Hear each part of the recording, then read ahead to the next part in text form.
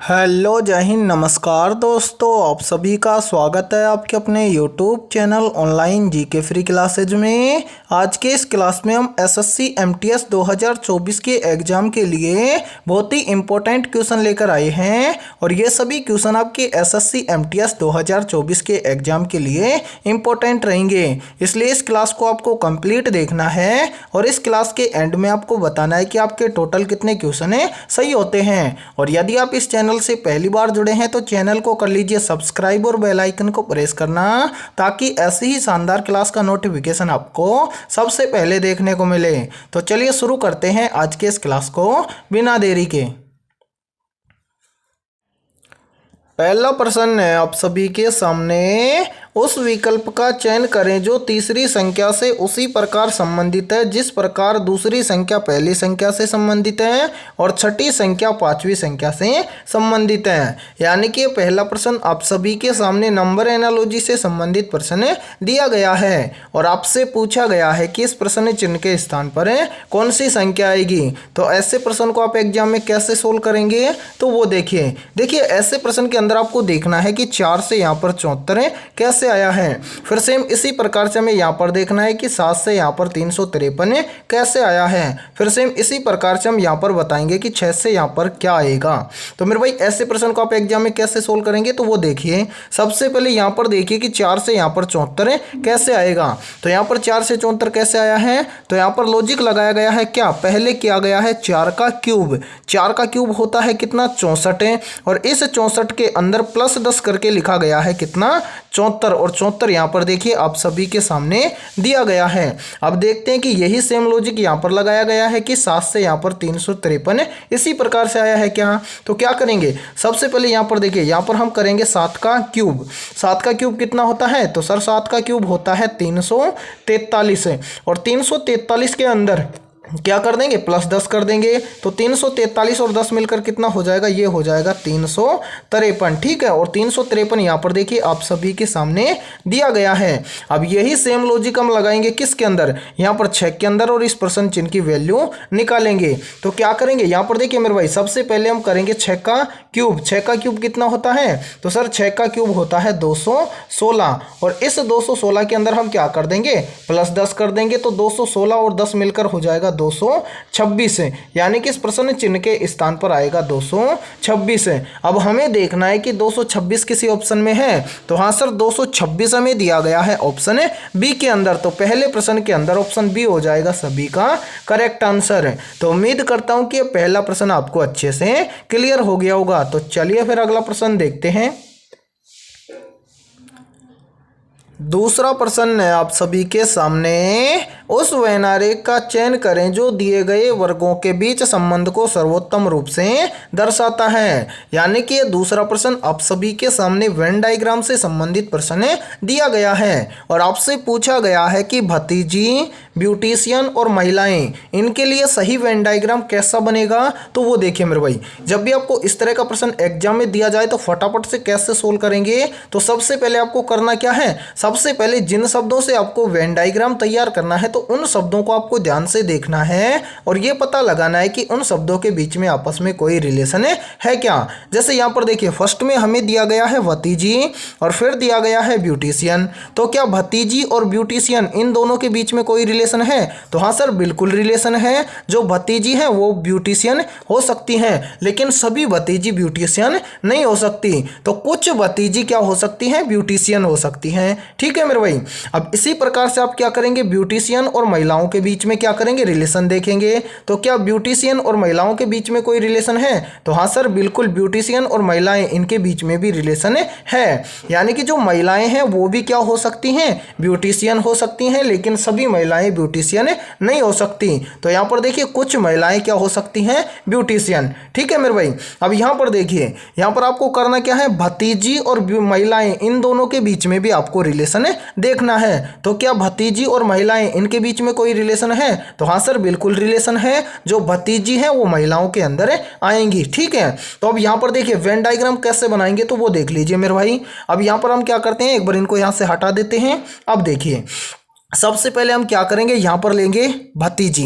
ठीक है, तो इस भतीजी के लिए हमने एक क्या बना दिया, आरेख। ठीक है, अब भतीजी किसके अंदर आएंगी, तो भतीजी आएंगी महिलाएं के अंदर, यानी कि यहाँ पर है महिलाएं, तो महिलाओं के अंदर आती हैं कौन, भतीजी। तो यहाँ पर देखिए दूसरा आरेख हम बना देंगे किसके लिए, महिलाओं के लिए। ठीक है, अब महिलाओं के अंदर आ गई कौन, भतीजी। अब देखिए कुछ ब्यूटिशियन कौन हो सकती हैं, तो कुछ ब्यूटिशियन हो सकती हैं भतीजी और कुछ ब्यूटिशियन हो सकती हैं महिलाएं। तो भतीजी और महिलाएं इन दोनों से हम क्या लेंगे, कुछ हिस्सा लेंगे ब्यूटिशियन के लिए। तो यहाँ पर देखिए मेरे भाई हम इसमें से ले लेते हैं कुछ हिस्सा ब्यूटिशियन के लिए। ठीक है, अब इसमें देखिए कुछ भतीजी भी ब्यूटिशियन हो गई और यहाँ पर देखिए कुछ महिलाएं भी क्या हो गई, ब्यूटिशियन हो गई। तो आपका सही वेन डायग्राम बन जाएगा इस प्रकार से।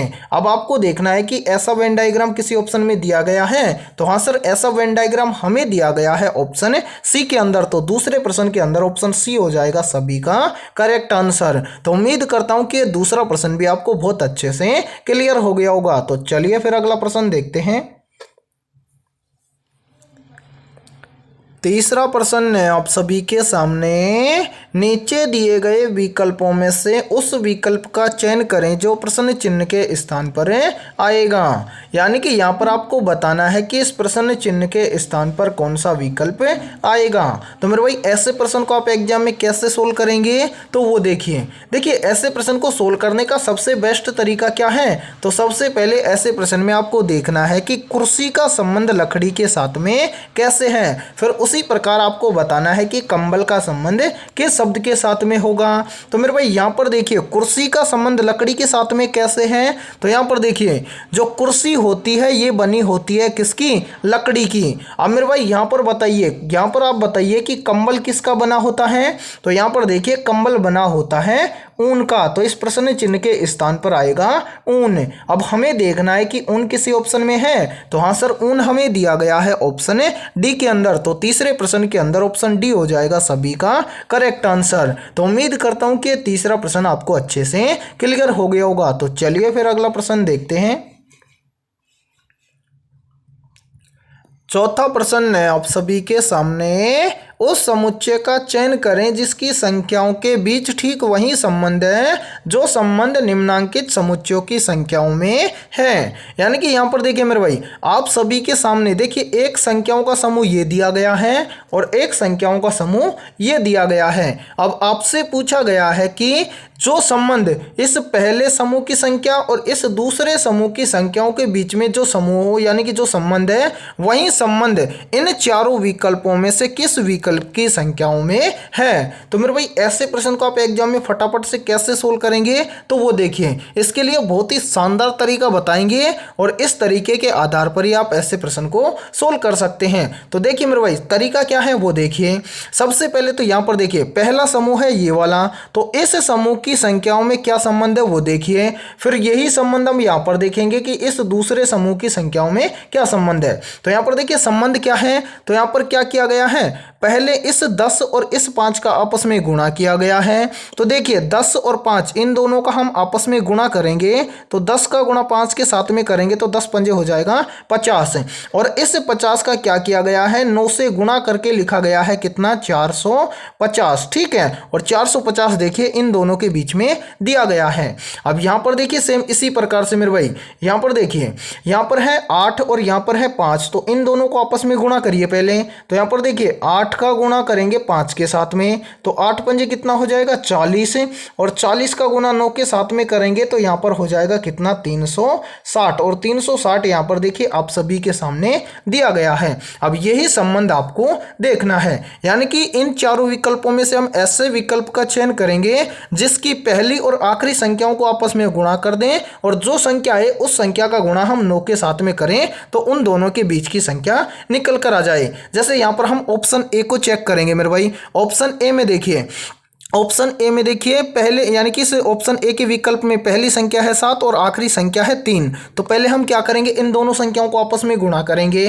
तो यहाँ पर देख लीजिए मेरे भाई, यहाँ पर हम इसको सोल्व करते हैं। 1 मिनट हम इन दोनों को यहाँ से थोड़ा सा हटा देते हैं ताकि आपको समझने में कोई भी दिक्कत ना हो। अब देखिए मेरे भाई पहली संख्या है 7 और आखिरी संख्या है 3, तो दोनों का आपस में गुणा करिए। तो 7 ये कितना हो जाएगा 21। ठीक है, और 21 का गुणा यदि हम 9 के साथ में करें तो यहाँ पर देखिए 9 एकम 9। ठीक ठीक है, और 9 दोनों के 18। तो यहाँ पर देखिए 21 का गुणा 9 के साथ में करेंगे तो यहाँ पर आ जाएगा 189। अब यहाँ पर देखिए क्या 7 और 3 इन दोनों के बीच में 189 है, तो हाँ सर 189 इन दोनों के बीच में दिया गया है। तो ये संबंध यहाँ पर दर्शा रहा है, तो यहाँ पर करेक्ट आंसर हो जाएगा सभी का ऑप्शन है ए। तो उम्मीद करता हूँ कि ये चौथा प्रश्न भी आपको अच्छे से क्लियर हो गया होगा। ठीक है मेरे भाई, तो चलिए फिर अगला प्रश्न देखते हैं।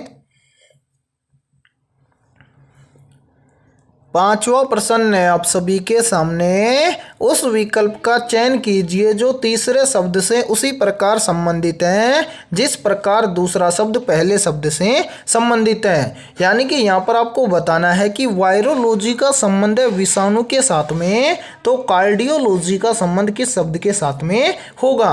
तो मेरे भाई ऐसे प्रश्न को आप एग्जाम में कैसे सोल्व करेंगे, तो वो देखिए इसके लिए आपको ऐसे प्रश्न को याद ही करना होता है। जैसे कैसे मेरे भाई, यहाँ पर देखिए यहाँ पर दिया गया है वायरोलॉजी, और वायरोलॉजी का संबंध है किसके साथ में, विषाणु के साथ में। तो वायरोलॉजी का संबंध विषाणु के साथ में कैसे है, तो वायरोलॉजी के अंदर अध्ययन किया जाता है किसका, विषाणु का। अब इसी प्रकार से हमें बताना है कि कार्डियोलॉजी का अध्ययन यानी कि कार्डियोलॉजी का अध्ययन किसके लिए किया जाता है। तो इन चारों में से देखिए मेरे भाई, कार्डियोलॉजी का अध्ययन खोपड़ी के लिए किया जाता है, नहीं सर। ऑप्शन बी में है सिर, तो क्या कार्डियोलॉजी का या कार्डियोलॉजी के अंदर सिर का अध्ययन किया जाता है, तो नहीं सर। अब यहाँ पर देखिए मेरे भाई इसी प्रकार से ऑप्शन सी में दिया गया है हृदय, तो क्या कार्डियोलॉजी के अंदर हृदय का अध्ययन किया जाता है, तो हाँ सर बिल्कुल, जो हृदय होता है इसका अध्ययन किया जाता है कार्डियोलॉजी के अंदर। फिर इसी के साथ में ऑप्शन डी में दिया गया है फेफड़े, तो क्या फेफड़ों का अध्ययन भी कार्डियोलॉजी में किया जाता है, तो नहीं सर। यहां पर हो जाएगा करेक्ट आंसर क्या, ऑप्शन सी, यानी कि कार्डियोलॉजी का अध्ययन या कार्डियोलॉजी के अंदर अध्ययन किया जाता है किसका, हृदय का। तो इस प्रश्न चिन्ह के स्थान पर भरा जाएगा हृदय। ठीक है मेरे भाई, यानी कि वायरोलॉजी का संबंध जिस प्रकार से विषाणु के साथ में है, सेम वही संबंध हो जाएगा कार्डियोलॉजी का हृदय के साथ में। ठीक है, तो उम्मीद करता हूं कि इस पांचवें प्रश्न में भी आपको कोई भी प्रॉब्लम नहीं होगी, और ऐसा प्रश्न आपको जब भी एग्जाम में दिखेगा तो आप फटाफट से ऐसे प्रश्न को सोल्व कर लोगे। और देखिए यदि ये क्लास आपको पसंद आ रही है तो जल्दी से एक बार इस क्लास को लाइक कर दीजिए, और यदि आप इस चैनल से पहली बार जुड़े हैं तो चैनल को कर लीजिए सब्सक्राइब और बेल आइकन को प्रेस करना, ताकि ऐसे ही शानदार क्लास का नोटिफिकेशन आपको सबसे पहले देखने को मिले। और आपके जितने भी दोस्त एसएससी एमटीएस के एग्जाम की तैयारी कर रहे हैं तो उनके पास भी इस वीडियो को ज़्यादा से ज़्यादा शेयर करें। तो चलिए फिर अगला प्रश्न देखते हैं। छठा प्रश्न है आप सभी के सामने, नीचे दिए गए विकल्पों में से विषम विकल्प की पहचान करें। यानी कि इस छठे प्रश्न के अंदर आप सभी के सामने यहाँ पर 4 विकल्प दिए गए हैं, और इन चारों विकल्पों में से किसी न किसी प्रकार एक विकल्प 3 विकल्प से भिन्न है या फिर विषम है। तो उस विषम विकल्प का हमें पहचान करना है, तो कैसे करेंगे, तो वो देखिए मेरे भाई। सबसे पहले यहाँ पर देखिए ऐसे प्रश्न के अंदर आपको विषम छांटने का सबसे बेस्ट तरीका बताऊंगा। तो देखिए सबसे पहले आपको क्या करना है, यहाँ पर एक एक शब्द को आपको पता करना है कि ये क्या है। जैसे यहाँ पर देखिए मेरे भाई ऑप्शन ए में है क्या, कार्बन। कार्बन एक क्या है मेरे भाई, तत्व है। ठीक है, तो यहाँ पर देखिए कार्बन एक क्या है, तत्व है। ठीक है, उसी प्रकार से देखिए ऑप्शन बी में, ऑप्शन बी में क्या है, ओरम। ओरम क्या है, ओरम एक क्या है, भाषा है मेरे भाई। ठीक है, लैक्टिक क्या है, भाषा है। ठीक है, तो यहाँ पर हम लिख देते हैं भाषा। फिर देखिए ऑप्शन सी में, ऑप्शन सी में क्या है, सिलिकॉन। सिलिकॉन भी क्या है, तो सिलिकॉन भी एक क्या होता है, तत्व होता है। ठीक है, सेम इसी प्रकार से ऑप्शन डी में देखिए, ऑप्शन डी में क्या है, जर्मेनियम। तो जर्मेनियम भी एक क्या होता है, तो जर्मेनियम भी एक क्या होता है, तत्व होता है मेरे भाई। ठीक है, अब यहाँ पर देखिए आप आसानी से बता सकते हो कि इन चारों में से विषम क्या है। तो यहाँ पर देखिए इन चारों में से विषम हो जाएगा ऑप्शन है बी। क्यों, क्योंकि ऑप्शन बी में जो ओरम है ये क्या है, एक भाषा है, और ऑप्शन ए, ऑप्शन सी और ऑप्शन डी इन सभी के अंदर जो शब्द दिया गया है कार्बन, सिलिकॉन और जर्मेनियम, ये तीनों के तीनों क्या है, तत्व है। इसलिए इस छठे प्रश्न के अंदर ऑप्शन बी हो जाएगा विषम विकल्प, और इस प्रश्न के अकॉर्डिंग भी करेक्ट आंसर होगा सभी का ऑप्शन है बी। तो उम्मीद करता हूं कि छठा प्रश्न भी आपको बहुत अच्छे से क्लियर हो गया होगा, और इसी प्रकार से आपको एग्जाम के अंदर ऐसे प्रश्न को सोल्व करना है। ठीक है, तो चलिए फिर अगला प्रश्न देखते हैं। 7वां प्रश्न है आप सभी के सामने, एक निश्चित कूट भाषा में RAMP को 3611-332 के रूप में कूटबद्ध किया जाता है तो उसी कूट भाषा में DELL को किस रूप में कूटबद्ध किया जाएगा। यानी कि ये 7वां प्रश्न आप सभी के सामने कोडिंग डिकोडिंग से संबंधित प्रश्न दिया गया है। तो ऐसे प्रश्न को आप एग्जाम में फटाफट से कैसे सोल्व करेंगे तो वो देखिए। सबसे पहले मेरे भाई यहाँ पर देखिए, यहाँ पर आपको बोला गया है क्या, यहाँ पर बोला गया है कि RAMP इसको क्या लिखा जाता है, इसको लिखा जाता है 3611-332। ठीक है, तो सबसे पहले आपको इस प्रश्न में यहाँ पर देखना है कि RAMP ये क्या है, अल्फाबेट लेटर हैं और इनसे क्या लिखी गई है, यहाँ पर 3611-332 क्या लिखी गई है, संख्या लिखी गई है। तो आपको देखना है कि RAMP से यहाँ पर ये वाली संख्या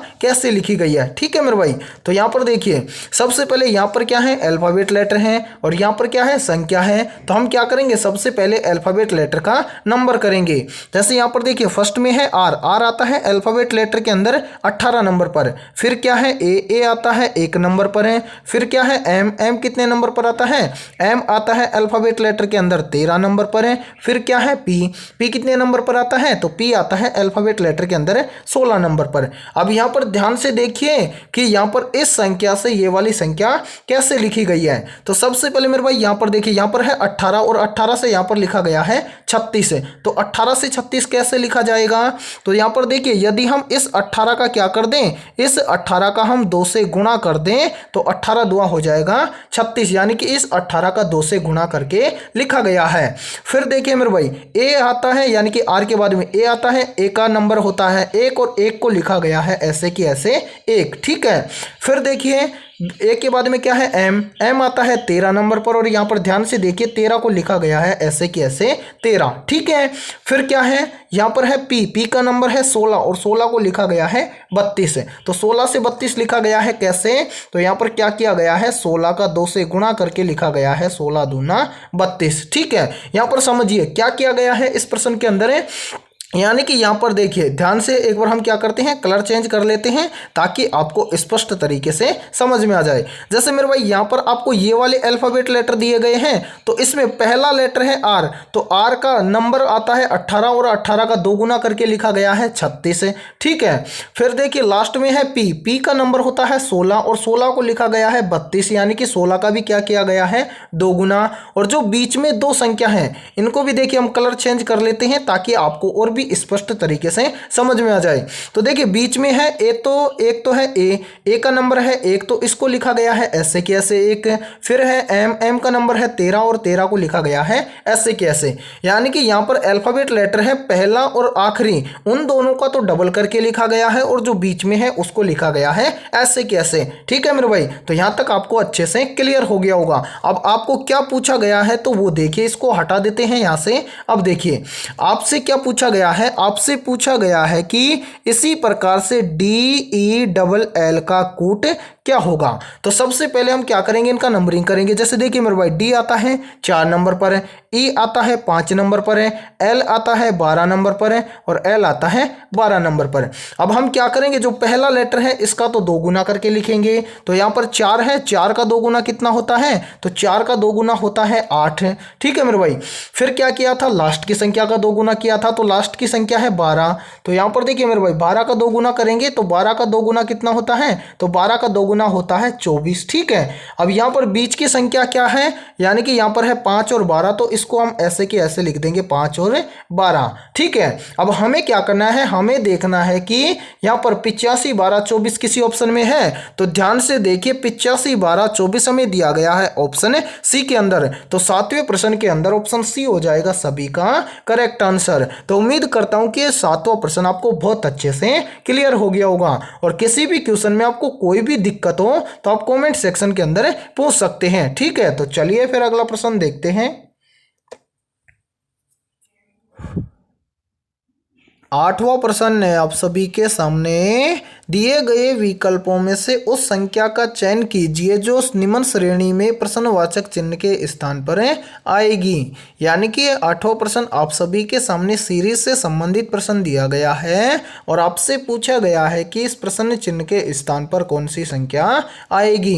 तो मेरे भाई ऐसे प्रश्न को आप एसएससी एमटीएस 2024 के एग्जाम में कैसे सोल्व करेंगे, तो वो देखिए मैंने आपको काफ़ी बार बताया है कि सीरीज से संबंधित प्रश्न को हम एग्जाम में कैसे सोल्व करें। तो मेरे भाई सबसे पहले हमारे सामने जो सीरीज दी गई है उस सीरीज को ध्यान से देखिए कि इस सीरीज में हमें क्या क्या दिया गया है। तो देखिए इस सीरीज में हमें दिया गया है 120, 120 के बाद में 121, 121 के बाद में 128, 128 के बाद में 141, 141 के बाद में 160 और 160 के बाद में हमसे पूछा गया है कि इस प्रश्न चिन्ह के स्थान पर क्या आएगा। तो यहाँ पर ध्यान से देखिए ये सीरीज क्या हो रही है, कंटिन्यू बढ़ रही है। और मैंने बताया था कि सीरीज कब बढ़ती है, या तो सीरीज बढ़ेगी कब, या तो किसी संख्या में किसी संख्या को जोड़ देंगे, या फिर ध्यान से देखिए, या फिर हम किसी संख्या को किसी संख्या के साथ में गुणा करेंगे, तभी क्या होती है, सीरीज बढ़ती है। तो हम क्या करेंगे, यहाँ पर पहले लॉजिक लगाएंगे प्लस वाला। तो हम क्या करते हैं मेरे भाई, यहाँ पर ध्यान से देखिए और समझिए इस सीरीज को। अब यहाँ पर देखिए सबसे पहले हम लॉजिक लगाएंगे प्लस वाला। तो यहाँ पर देखिए फर्स्ट में है 120, 120 से कितना हुआ 121, तो 120 से 121 कैसे होगा। तो यहाँ पर देखिए यदि हम 120 के अंदर प्लस 1 कर दें तो 120 और 1 मिलकर हो जाएगा 121। फिर देखिए 121 से कितना हो रहा है 128, तो 121 से 128 कैसे होगा। तो देखिए यदि हम 121 के अंदर क्या कर दें, प्लस 7 कर दें तो 121 और 7 मिलकर हो जाएगा 128।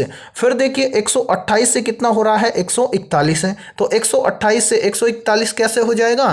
तो देखिए यदि हम क्या करें 128 के अंदर प्लस 13 कर दें तो 128 और प्लस 13 मिलकर हो जाएगा कितना 141।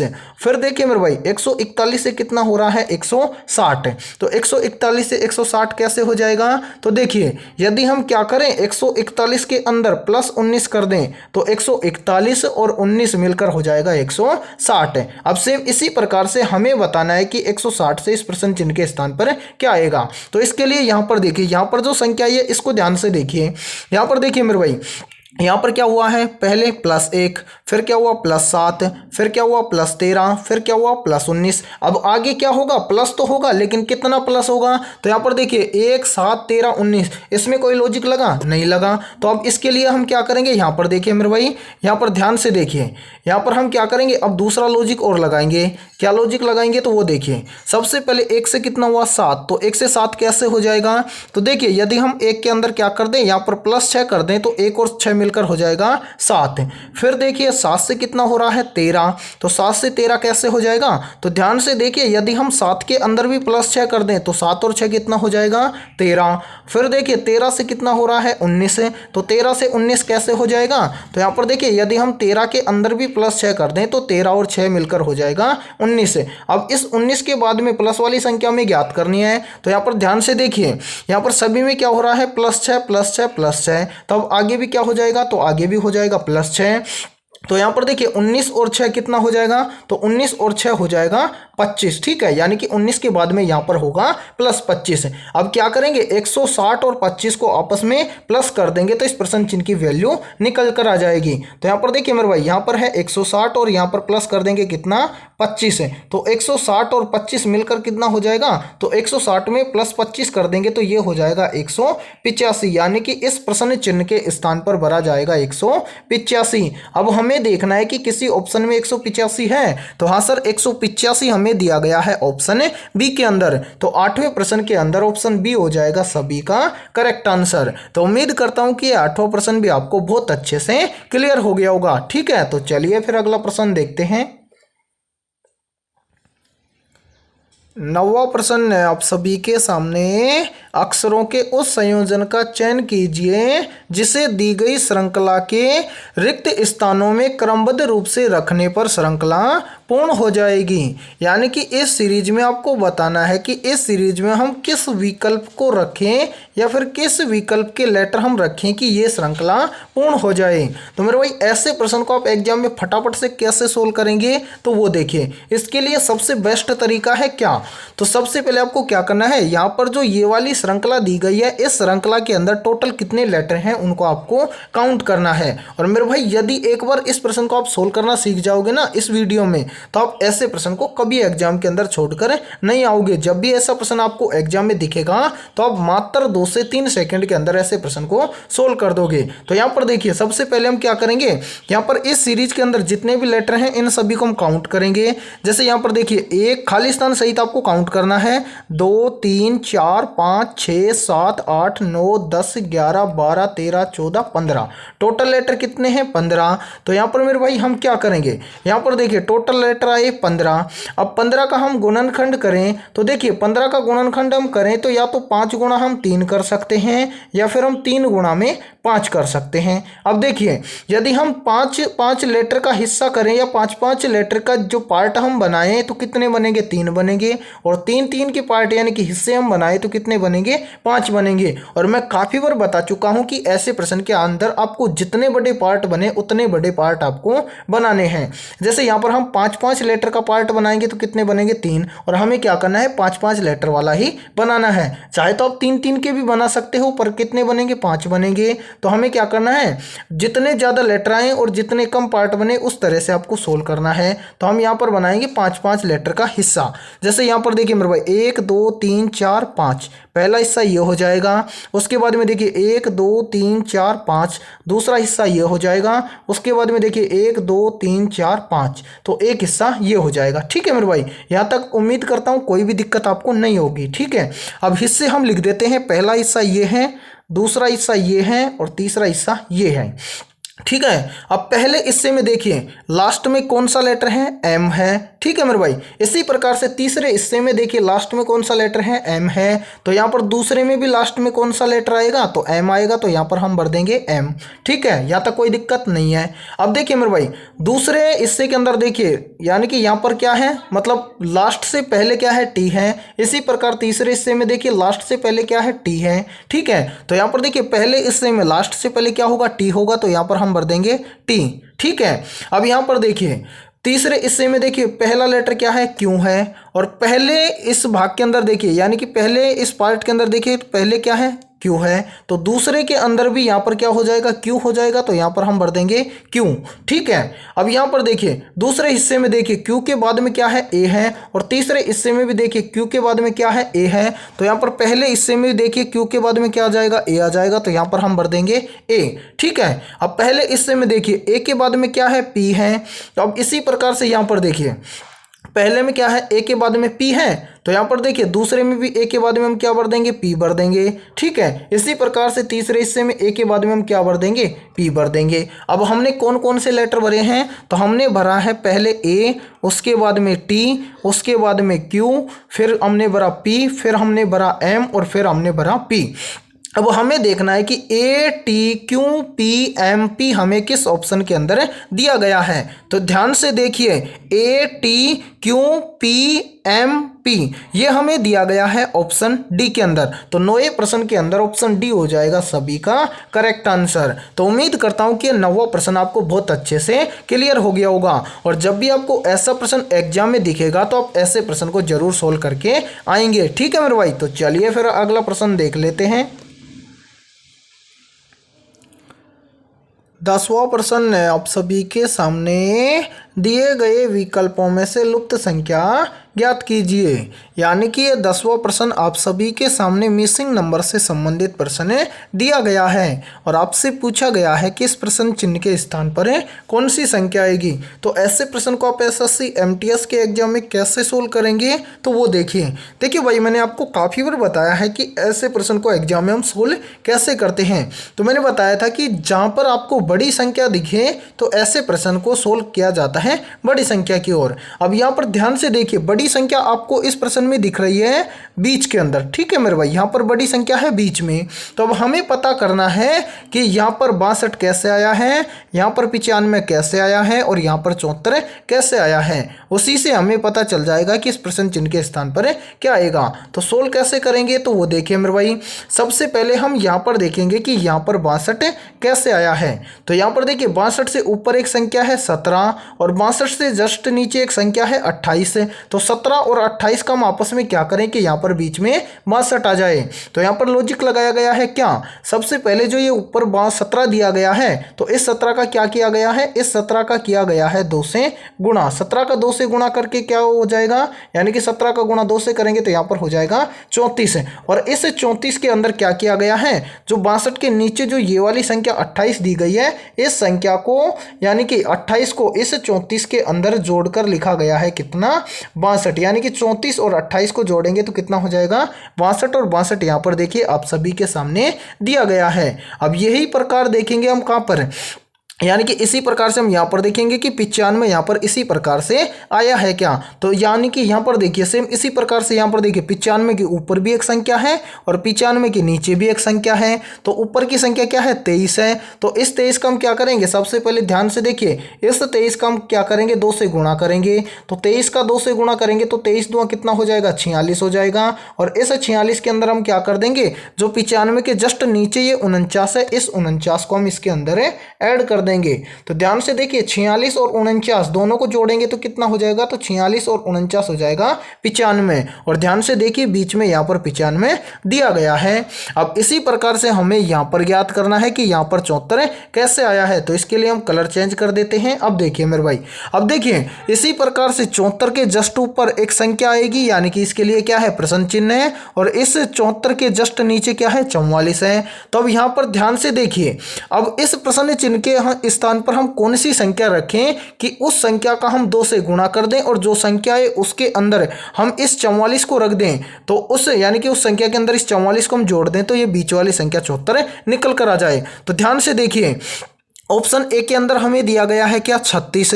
तो 36 को हम इस प्रश्न चिन्ह के स्थान पर रखिए तो 36 दूना होता है 72। ठीक है, ध्यान से देखिए, एक मिनट समझिए भाई, 36 है, ठीक है, 36 का 2 गुना कितना होता है 72 होता है। और देखिए 72 के अंदर हम क्या करेंगे 44 को ऐड कर देंगे तो यहाँ पर कितना आ जाएगा, 2 और 4 हो जाएगा 6, और 7 और 4 कितना हो जाएगा 11। लेकिन यहाँ पर कितना आ गया 116, और यहाँ पर कितना है 74। तो ऑप्शन ए हो जाएगा गलत है। ठीक है मेरे भाई, अब इसी प्रकार से हम क्या करेंगे, ध्यान से देखिए, एक बार इनको यहाँ से थोड़ा सा हटा देते हैं ताकि आपको समझने में कोई भी दिक्कत ना हो। अब देखिए मेरे भाई, यहाँ पर सेम इसी प्रकार से यहाँ पर देखिए ऑप्शन बी को चेक करेंगे। ऑप्शन बी में हमें दिया गया है क्या 16। ठीक है, तो 16 का हम क्या करेंगे, पहले देखिए 16 का हम कर देंगे 2 गुना। तो 16 का 2 गुना होता है कितना 32 है, और 32 के अंदर हम क्या कर देंगे 44 को ऐड कर देंगे। तो यहाँ पर देखिए 32 और 44 कितना हो जाएगा, तो 2 और 4 हो जाएगा 6, और 4 और 3 हो जाएगा 7। ठीक है, यानी कि यहाँ पर हो गया 76, लेकिन यहाँ पर कितना है 74 है। तो ऑप्शन ए भी गलत हो जाएगा, ऑप्शन बी भी गलत हो जाएगा। अब सेम इसी प्रकार से हम क्या करेंगे, ऑप्शन सी को रखकर चेक करेंगे। ठीक है, अब यहाँ पर देखिए ऑप्शन सी में हमें दिया गया है 15। तो यहाँ पर हम क्या करेंगे, पहले 15 का गुणा करेंगे 2 से, तो 15 दूना कितना हो जाएगा 30 हो जाएगा। ठीक है मेरे भाई, और इस 30 के अंदर हम क्या कर देंगे, इस 44 को ऐड कर देंगे। तो 30 और 44 यानी कि 30 और 44 कितना हो जाएगा, तो 30 और 44 हो जाएगा 74। और यहाँ पर ध्यान से देखिए, यहाँ पर 74 हमें दिया गया है, यानी कि इस प्रश्न चिन्ह के स्थान पर रखा जाएगा 15, और 15 हमें दिया गया है ऑप्शन सी के अंदर। तो 10वें प्रश्न के अंदर ऑप्शन सी हो जाएगा सभी का करेक्ट आंसर। तो उम्मीद करता हूं कि ये 10वां प्रश्न भी आपको अच्छे से क्लियर हो गया होगा। तो आज के इस वीडियो में इतना ही। वीडियो पसंद आई है तो जल्दी से एक बार इस वीडियो को लाइक कर दीजिए, और यदि आप इस चैनल से पहली बार जुड़े हैं तो चैनल को कर लीजिए सब्सक्राइब और बेल आइकन को प्रेस करना, ताकि ऐसी ही शानदार क्लास का नोटिफिकेशन आपको सबसे पहले देखने को मिले। तो फिर मिलते हैं ऐसे बेहतरीन क्वेश्चनों के साथ सुबह 6 बजे। ठीक है मेरे भाई।